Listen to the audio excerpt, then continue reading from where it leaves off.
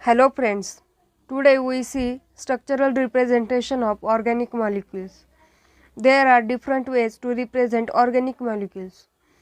We all are familiar with structural formula method to represent organic molecules. First we see structural formula method. Here on screen we see one structure. This is a structural formula of methane. In this, all the constituent atoms denoted with their symbols. Like here, C represents carbon and H represents hydrogen, and covalent bonds represented by a dash joining mutually bonded atoms. It is also known as dash formula. This dash formula represents simple Lewis formula.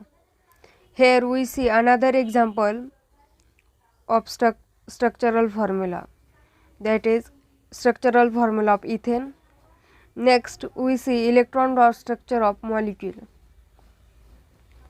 Here on screen we see electron dot structure of methane.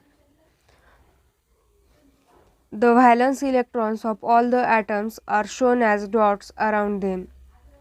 Two dots drawn in between two atoms indicate one covalent bond between them. Another example is electron dot structure of ethane. Electron dot structures are called Lewis structures. Chemists have developed some more ways to represent organic molecules, fulfilling specific requirements. Then we see condensed formula. In condensed formula, the complete structural formula can be further simplified with hiding of some or all the covalent bonds and indicating the number of identical groups attached to an atom by a subscript. The resulting formula of compound is known as condensed formula. Example on screen we see condensed formula of ethane, that is CH3CH3, or we can write it as a C2H6. Then we see bond line formula, or it is also known as zigzag formula. In this representation of molecule, symbols of carbon and hydrogen atoms are not written. The lines representing carbon-carbon bonds are drawn in zigzag manner, and the terminals of zigzag line represents methyl groups.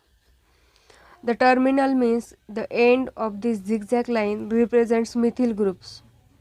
The intersection of lines denotes a carbon atom bonded to appropriate number of hydrogen, which satisfies the valency of carbon. We all know that the carbon is tetravalent, means carbon has a 4 valency. Here on screen we see example of bond line formula of propane, and the second example of bond line formula is ethanol. Here we see the oxygen and hydrogen atoms are written in this bond line formula. When hydrocarbons or hydrogen atoms bonded to heteroatoms, then heteroatoms are written clearly in this bond line formula.